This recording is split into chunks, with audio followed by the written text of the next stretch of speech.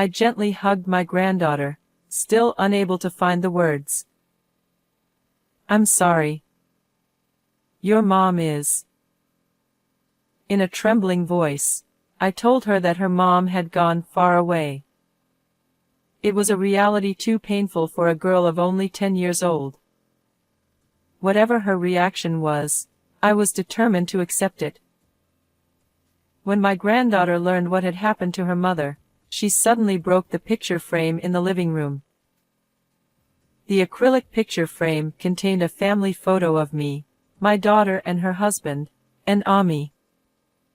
The four corners of the frame were only fastened together, so even the slightest effort by a young girl could cause the frame to fall apart. The photo fell to the floor with a flutter. I couldn't understand this behavior, and I raised my voice. Stop it. Isn't this a cherished memory of our family vacation? Because my mom said look at the back of this. She seemed unfazed and picked up the photo that had fallen out of her hands. She is a mysterious girl with an innocent smile, but sometimes acts and speaks in a strangely mature way. Could it be that the spirit of her daughter appeared here and told her granddaughter to do so? No. She told me to look at the back of this picture if something happened to her. She smiled and held out the picture to me. I looked at the picture with a sense of wonder, not knowing what she was talking about.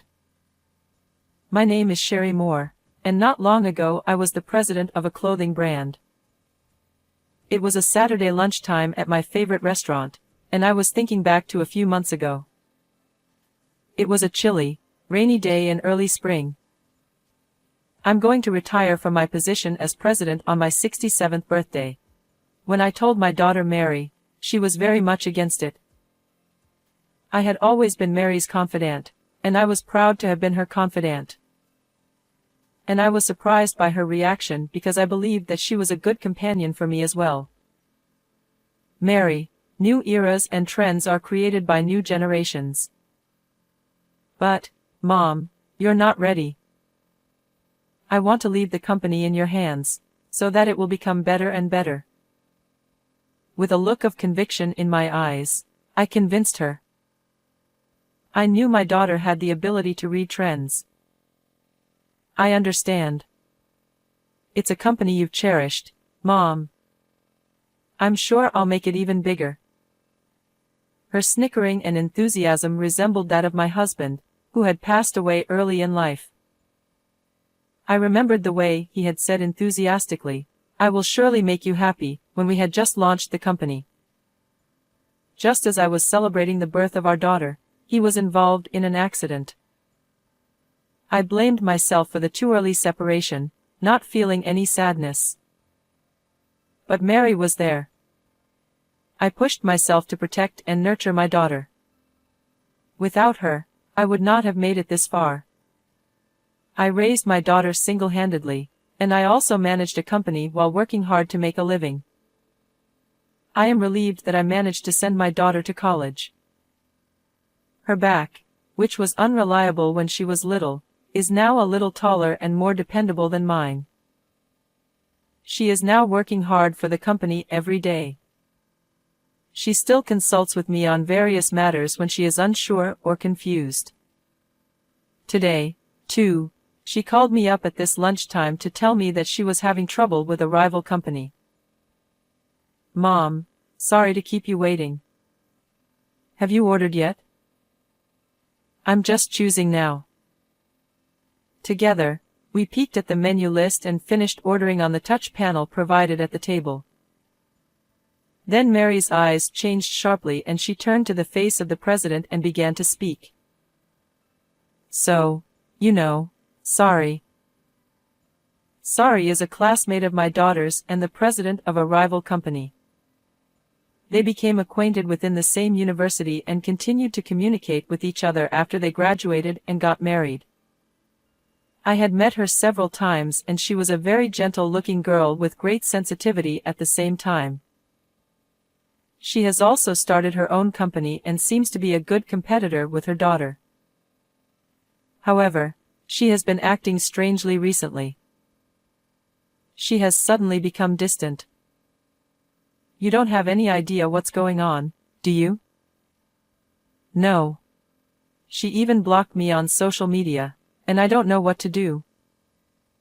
She ate a hamburger, the restaurant's specialty. She stuffed the burger into her mouth. What do you think? This kind of consultation had happened to me several times before.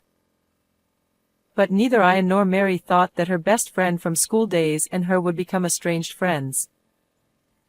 It would have been better if they could have met and talked, but apparently that is not easy for them either. And David, too, sort of. She looked troubled. David is Mary's husband and executive director. He's been making a lot of mistakes at work lately, and he can't get anything done without me covering for him. Is that so? Not at all. He forgets to bring documents to meetings with clients, arrives late for meetings with his hair in a sleeping habit. David's stories of failure continued, and Mary found them stressful. I am grateful to you, Mom. I admire you so much for raising me and running your own company at the same time. But, she continued with a downcast look on her face, that's why I want to run my mom's company properly, and I don't want him to mess it up. Finishing lunch, we headed outside. I smiled at her as we basked in the early summer sun. He's working hard, I know he is. They say that failure is the source of success, and it's just the beginning. Mary's cheeks puffed out as if she was unconvinced. About 2 weeks after my lunch with Mary, we had a family get-together for dinner. Our family has dinner once a month on the third Saturday of the month. I always looked forward to this meal more than anything else. Since my husband passed away, I have been estranged from my relatives and have no friends nearby. Since I had retired as president, I rarely talked to people, so I was even more excited now. I couldn't wait to get out of the house and arrived at the venue 30 minutes early. The place was a slightly rich Chinese restaurant, renowned by word of mouth as a hidden gem. The waitress couldn't help but giggle when she saw me getting too carried away. Oh no. I'm crazy. I was shown to a table with a reservation tag and waited for my daughter's family to arrive. I looked out the window and saw someone walking quickly under the trees. It was Sari. I leaned forward involuntarily, but it was all I could do to follow her through the window pane. Ever since Mary had told me about her, I had been somewhat concerned about her. Her brisk walk gave no indication, but I wondered what she thought of Mary. When you are in the same business, even as the president of a company, don't you get along well with each other? I did not have many friends like that, but we did not have many disagreements. That is why it was difficult for me to be close to Sari's feelings and Mary's feelings. While I was thinking about this, Mary and her family came to me with surprised looks on their faces. Mom, you're up so early. Well, I think I got the time wrong. Ha ha ha. I urged them to take their seats. Mary, her husband David, and my granddaughter Ami took their seats. Ami will be 10 years old this year. Ami is a mysterious child with an innocent smile, but sometimes acts strangely mature. We spread out the menu and ordered our favorite dishes. Grandma, I don't have a single cavity. My granddaughter smiles, showing me her beautifully erupted teeth. Well, I see. You're doing a great job brushing your teeth. Yes. I brush my teeth in the morning and at night. Ami turned her head away from her chest. She looked so cute that I felt relaxed watching her. Dad, you're an adult and you have 6 cavities. She glanced at David and giggled. Hey, hey, don't tease the grown-ups too much. As he said this, he too smiled. I had heard that David had been making a lot of mistakes at work, and I had expected him to be depressed or something. However, he showed no such signs and was smiling from beginning to end. I was worried that he and Mary might not be getting along well, but they were chatting and laughing. You brush your teeth too, Dad. I do. I even use an electric toothbrush. The three family members seemed to be enjoying each other's company, laughing at each other's trivial talk. I thought that I didn't have to take Mary's words so seriously. Meanwhile, the food arrived. On the table were the dishes the four of us had chosen, as well as stir-fried rice noodles, stir-fried green vegetables, and a large plate of salad. Eat a lot of food, everyone. Mom. We can't eat this much. Don't worry about it. You don't have any likes or dislikes, do you, Ami? I don't like green pepper. Is there green peppers in this stir-fry? When she looked at the food suspiciously, David laughed funny. Even you don't like green peppers, Dad. I know that. The kid pointed out my son-in-law, and Mary and I both went funny and laughed. I thought I saw an unexpected side of David. Oh, no, that's not true. He laughed shyly and began to eat his rouleau rice. In the midst of the friendly atmosphere, I looked around the restaurant. The restaurant was crowded with customers, probably because it was lunchtime. The waitresses were busily setting up tables and showing customers around. In the kitchen, frying pans were dancing and dishes were being prepared one after another. A well-built man who seemed to be the head chef. Xiao Lan Bao at table 7. He raised his voice. A female waitress heard this and quickly brought the food to the table. It seemed to convey the restaurant's policy of delivering the food while it is still hot. This is a nice restaurant. The food is excellent, I said after taking a sip of tea. Yes, it has a nice atmosphere. But I think my wife's cooking is the best. Hey, what are you saying? She said with a shy laugh, but she seemed a little happy. What a smiling sight, I thought, and then my granddaughter opened her mouth. Liar. At that moment, the adults present froze. I could no longer hear the bustle in the restaurant, and a strange quietness overtook me, as if the sound had disappeared. The three adults stared at Ami. Ami, what did you just say? I asked my granddaughter with a drawn-out smile. I said Dad's a liar. He always leaves Mom's dishes uneaten. No. It's because I eat too many snacks before dinner. As he awkwardly defended himself, Ami gave him a skeptical look. However, her innocent expression soon changed and she laughed. Really? Dad, you shouldn't do that. You're right, Ami is really patient. From now on, no snacks for Dad. Oh, no, of course not. We immediately burst into laughter, and the three of us were back to smiling. Before we knew it, we could hear the sounds around us, and it seemed as if the lively atmosphere had returned. After eating apricot pudding for dessert, the dinner ended without a hitch. On my way home, I reluctantly said goodbye to Mary and the others, and we exchanged greetings. Thanks for the food, Grandma.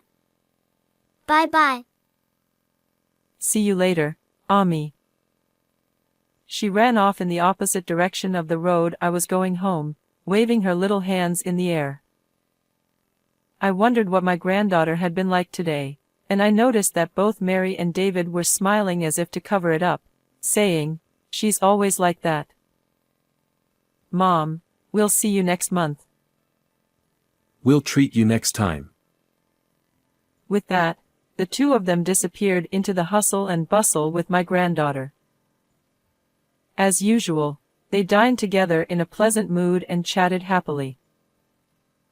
As we parted, I felt the same sense of reluctance in my heart as usual. However, I feel as if I have developed something that bothers me like a thorn in my heart. Mary and I exchanged "see you next month" greetings, but this was unexpectedly betrayed. Within a few days after the dinner, my daughter was involved in a traffic accident. I rushed to the hospital, but it was already too late. She was only 38 years old. I couldn't believe it. Why did she? She was lying in the hospital bed with her eyes tightly closed, and David came in and quickly went out into the hallway, but it was not my imagination that I could hear his sobbing voice. Both he and I were saddened and could not say anything for a while. David, who had regained his composure earlier, told me with a tear-stained face, "I'm sorry. I have a meeting in a few minutes. Can you pick up Ami and take her home?" "Well, do you have a meeting?" "Also, I think I'm going to be flabbergasted and will be out of the house for a while, so I need you to take care of Ami for me." I said, "Okay." It was all I could say. As he left, I watched him go. I was stunned by the suddenness of the event. I was not strong enough to act as quickly as he did after losing a loved one.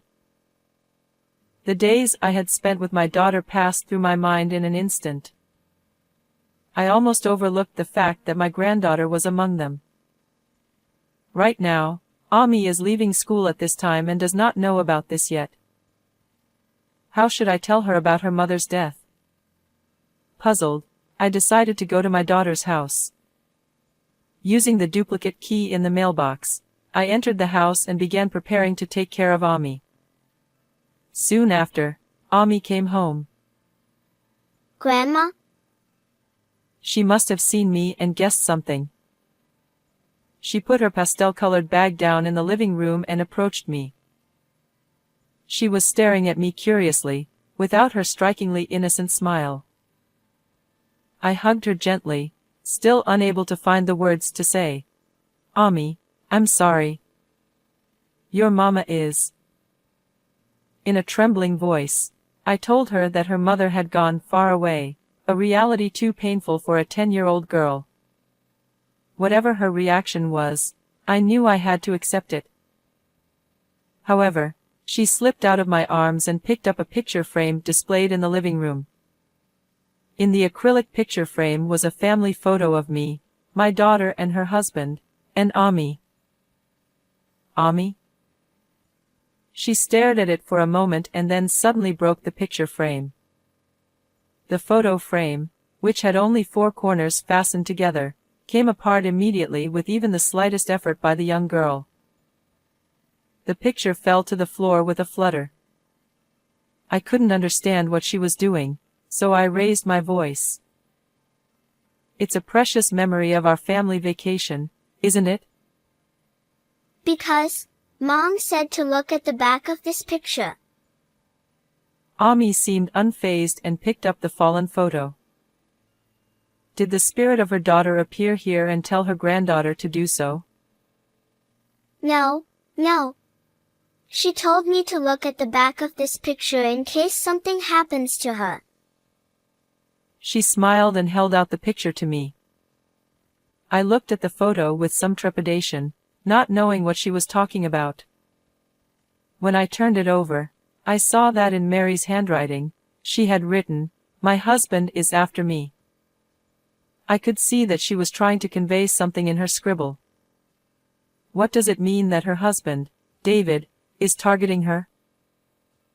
I don't remember hearing anything like that from Mary. Did only Ami and Mary know about this? Is there any connection between this message and Mary's death? Did David kill Mary?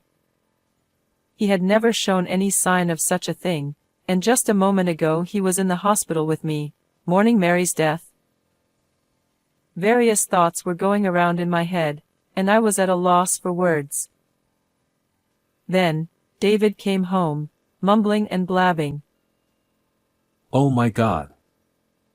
I can't believe I left my files here. I took the opportunity to catch him and question him. David, I need to talk to you. Please come this way. No, I have a meeting. He seemed to want to avoid talking to me. He looked as if he was trying to hide something or knew something he did not want me to know. I held up the message on the back of the photo in front of his eyes as he was about to leave. What is this? He looked it over quickly. Jeez. He muttered quietly. He instantly looked away. I pressed him further. Answer me. These letters are written by Mary. I don't know. My wife is dead, and what is this naughty prank? Mary told Ami to look at this if something happened to her. How come you don't know? Mary gave Ami a message. He was obviously upset and his eyes were glazed over, and gradually he began to sweat as well. I tried to get him to tell me what was going on, but he just kept saying he didn't know. At that moment, Ami said from the side. No wonder Dad doesn't know. Neither Mom nor Dad talk about anything at home. Ami, stop it. Mom told me. She says that you don't listen to her, and that it's a waste of time to talk to you. The other day, your mom and dad were talking nicely. That's because they didn't want Grandma to worry. So they were trying to make it seem like they were getting along, she said. Ami, shut up already. Don't tell lies. It's the truth. You're the liar. Who is the liar? David was furious and pumped his fist in the air. I jumped on him, knowing that he was going to hit my granddaughter. Don't you dare touch Ami. Let her go. He raised his fist and slammed it down on my back. Ow. Grandma. I fell to the floor with a dull thud, and Ami approached me and looked into my face worriedly, tears threatening to spill from her moist eyes. If I didn't do anything, David would beat the shit out of both of us. He was mumbling something, his face turning red and his shoulders shaking. It's her fault. All of it, all of it. I didn't know who he was talking about. Anyway, I got up and urged Ami to go outside. Oh no, Grandma, you have to go out with me. Finally, tears spilled from her eyes. My granddaughter hugged me and started crying, while David was still mumbling something. I held my aching back and crawled to the front door. David noticed it, and said to me, I won't let you go. With that he took a pair of scissors that were close at hand and chased after me. I was only a few steps away from the front door, but I couldn't get there in time. I held Ami as if to protect her. Somebody help me. I shouted. That was when the door suddenly opened and someone jumped in. Hey! With a booming shout, Sari appeared. Using her business bag as a shield, she lunged at David and pushed him back, causing him to stumble and fall to the ground. Sari followed up by putting her arms behind his back and pinning him to the floor. You give it up. I've called the police. What did you do to the two of them? Ow, ouch, Who are you? Both Ami and I were taken aback by the appearance of someone so unexpected. Sorry? What brings you here? Oh, it's been a while. Mary asked me to take care of you too. Sari said that she had promised one thing to my daughter. That was when Sari's company was not doing well and she consulted Mary about management policies. She took some of my daughter's advice and put it into practice, and the business gradually recovered. As a thank you for her help, Sari told her to let her know if there was anything she could do to help. Well, if anything happens to me, you take care of Ami and Mom, okay? She had no idea what she was talking about, but Sari kept that promise in mind for a long time. I knew Mary had the ability to see something ahead of time. So I believed that there would eventually be something. Nothing was better than nothing. She chuckled. So I investigated what was happening near Mary. As she hired a detective to investigate, she became concerned about David. At first, she thought that he was Mary's husband and that some related matter could have come up. But then she realized that it was a bit unusual. What do you mean? You know that he had Mary cover for his mistakes at work. Of course I knew that. But what does that have to do with this? David groaned in frustration. It's her fault. Mary always helped me as a matter of course. It was unnecessary. It made me uncomfortable. Uncomfortable? Is that what you thought of her? She has damaged my self-esteem.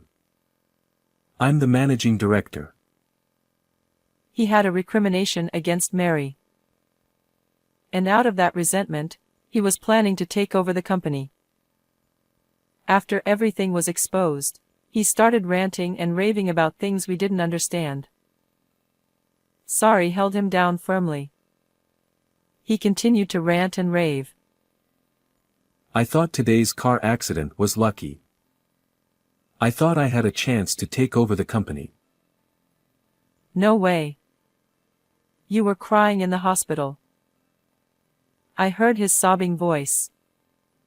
Was that an act, too? Acting? No, it was not. That was a cry of joy. Instead of mourning my daughter's death, he was secretly rejoicing at the opportunity to take over the company, and that was why he was shedding tears. His character was truly twisted. I was shocked and speechless. But my granddaughter said clearly, You're disgusting. You're not my dad. Just then, we heard the sound of a police car arriving. A strong police officer entered through the open front door, followed by a slender, middle-aged police officer. David was seized by the strong police officer and dragged away. We explained the situation to the middle-aged police officer. Sorry, I don't know how you managed to rush him. Despite appearances, I used to do karate as a child. Immediately after, the police officer warned her not to do anything dangerous. For a while after that, Ami and I lived together. At her funeral, we received messages of condolence from business partners and friends, and Sari also attended the ceremony. I am so glad that we were able to send her off together. David was interviewed by the police, and when I saw him again a few days later, he looked a bit worn out. I had a large bruise on my back where he had hit me, and on Sari's recommendation, I went to the hospital and had a medical certificate written and submitted where it should be submitted. I don't know if it was a result of that or not, but David was found guilty of assault. I think he is in jail right now, and I have decided to adopt Ami and raise her myself. I felt like I didn't have the strength or energy to do so. However, I could not collapse for Ami's sake, and I had to protect this child Mary had left behind. I think I'll hang on for a while longer. I vowed to myself secretly, staring at my granddaughter's sleeping face. After the funeral, I accepted an invitation from Sari and went to a stylish cafe near her office. There she told me that she had not really disliked Mary. I'm ashamed to say this, but I was jealous of Mary. Jealous? Why? Because I realized that no matter how hard I tried, I couldn't beat her. She became convinced of this when they discussed management policies. I was so jealous and frustrated that I ended up blocking her on social media and keeping her away from me. She told me that much and took a sip of her latte. But, she continued, the truth is, deep down I respected her.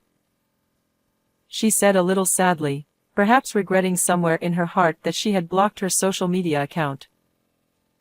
To be honest, I still feel that if I had known this was going to happen, I should have reconciled with her. To Sari, Mary was both a rival and a person worthy of respect. Sari, thank you for being my daughter's friend, I said, and she smiled shyly. The conversation then turned to what to do with my company. With the president and managing director gone, it would be tough to rebuild the company. I am temporarily in charge of some parts of the company, but I can't continue to do so for very long. Therefore, I was thinking of transferring the company to someone else and letting it go. Please let me take over. I was so surprised by her offer that I almost blew out my coffee. I had never thought that Sari would say such a thing. But I know it's a lot of work. But I also want to preserve the company that Mary and you have cherished so much. Please let me take care of it, please. She bowed deeply.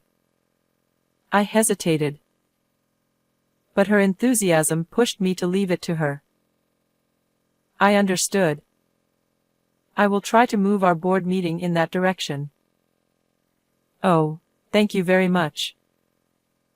This brought her and I closer together, and we had dinner together again a few months later, and she is like a real daughter to me. Ami, on the other hand, has had to leave her parents, but she doesn't seem to care much about her father. As for her own mother, she has managed to accept and live in the past few months. Actually, I still can't believe my daughter's death either, but I still decided to look forward and live my life.